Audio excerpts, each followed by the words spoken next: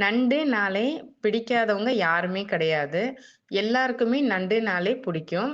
அந்த நண்டு எப்படி செய்றதுன்றத இந்த வீடியோல நான் உங்களுக்கு செஞ்சு காட்டப் போறேன்.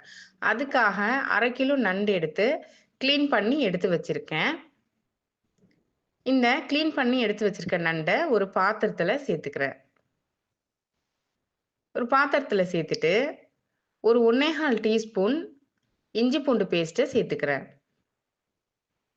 2 டீஸ்பூன் மிளகு பொடிய சேர்த்துக்கிறேன். 1 டீஸ்பூன் மஞ்சள் பொடி சேர்த்துக்கிறேன். இதுக்கு தேவையான அளவுக்கு கூடவே உப்பு சேர்த்துக்கிறேன். 1 டேபிள் ஸ்பூன் கறி மசாலா பொடியும் இதிலேயே சேர்த்துக்கிறேன். சேர்த்துட்டு, நம்ம தாளிப்புக்கு எவ்வளவு எண்ணெய் சேர்ப்போமோ, அந்த அளவுக்கு இதுல எண்ணெயும் சேர்த்துக்கிறேன். சேர்த்துட்டு, இதை எல்லாத்தையும் ஒண்ணு போல கிளறி குடுக்குறேன். இது எல்லா நண்டுலயுமே இந்த மசாலா வந்து ஸ்ப்ரெட் ஆகணும். நல்லா கிளறிட்டு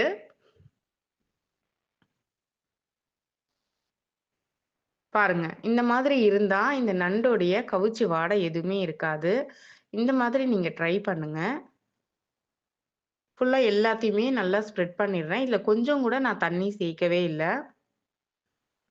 இத அப்படியே எடுத்து நான் ஸ்டவ்ல வச்சு, அப்படியே லிட் போட்டு அப்படியே மூடி வச்சுடுறேன். இத அப்படியே ஹை ஃப்ளேம்ல ஃபர்ஸ்ட்டு வச்சுட்டு, இது நல்லா ஹீட் ஆனதும், நான் அப்படியே சிம்ல வச்சுடுறேன். அதுக்குள்ள இதுக்கு தேவையான மசாலாக்கள நம்ம சேர்த்துக்கலாம். ஒரு மிக்ஸி ஜார்ல மீடியம் சைஸ் வெங்காயம் 2 கட் பண்ணி எடுத்திருக்கேன். மீடியம் சைஸ் தக்காளி அதையும் 2 கட் பண்ணி இதிலேயே சேர்த்துக்கிறேன். கொஞ்சமா கொத்தமல்லி. நம்ம எல்லா மசாலாக்களுமே அதில சேர்த்ததுனால, இது வெறும் வெங்காயம், தக்காளி மட்டும் போதும். இத நல்லா அரைச்சு எடுத்துக்கலாம். பாருங்க அரைச்சாச்சு. இப்போ நண்ட பார்த்தீங்கன்னா, எல்லாம் தண்ணியும் வத்திருச்சு. இங்க பாருங்க, நல்லா எண்ணெய் வெளிய வருது. இப்போ இந்த மசாலாக்கள் எல்லாமே நண்டுல அப்படியே நல்லா ஊறி, அந்த கவுச்சி வாடை எதுவுமே வராது. ரொம்ப சூப்பரா இருக்கும். உங்களுக்கு கிரேவி வேண்டாம் அப்படின்னு சொன்னாக்கா, நீங்க இப்படியே வந்து வேக வச்சு எடுத்துக்கலாம். எனக்கு வந்து ரசத்தோட இந்த கிரேவி வந்து வேணும்னு சொல்லி அ சொன்னதுனால, இப்ப நான் இத கிரேவிய நான் வந்து இதுல சேர்த்துக்கிறேன். பாருங்க, இப்ப நம்ம கிரேவி அரைச்ச விழுத இதிலேயே சேர்த்துக்கலாம். சேர்த்துட்டு இத ஒண்ணுமா நல்லா கிளறி குடுக்குறேன். இத தண்ணி இப்பவும் நான் சேர்க்கல. இந்த வெங்காயம், தக்காளியோடைய பச்சை வாடை போற அளவுக்கு, இத அப்படியே சிம்ல வச்சு கொதிக்க விடுறேன். இங்க பாருங்க. இப்போ இதுல தண்ணி விடும். இந்த தண்ணி நல்லா வத்தி, எண்ணெய் பிரிஞ்சு வரணும். இப்ப லிட்டு போட்டு மூடிடுறேன். பாருங்க, தண்ணி நல்லா வெளிய வந்திருக்கு.